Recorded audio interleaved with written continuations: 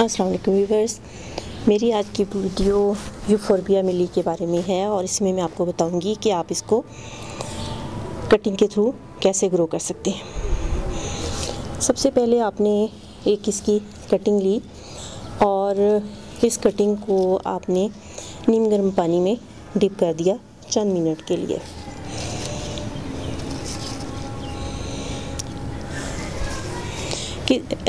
इसको अब आप जब पानी से निकालेंगे कुछ मिनट के बाद, तो इसको 2 से 3 दिन आप ड्राई आउट होने के लिए रख देंगे।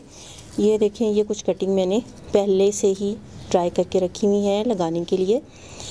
अब इस कटिंग को मैं एक मिट्टी में ये होल करके डायरेक्ट इसमें लगा दूंगी।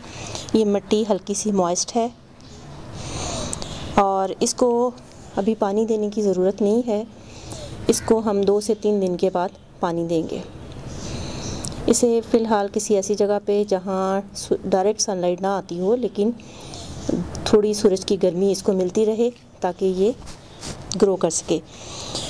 जल्द ही ये ग्रो कर जाएगा और रूटिंग स्टार्ट हो जाएगी।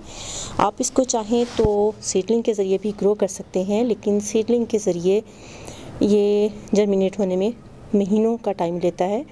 तो हमारे लिए ज़्यादा बेहतर ये है कि हम इसको कटिंग के थ्रू ग्रो करें।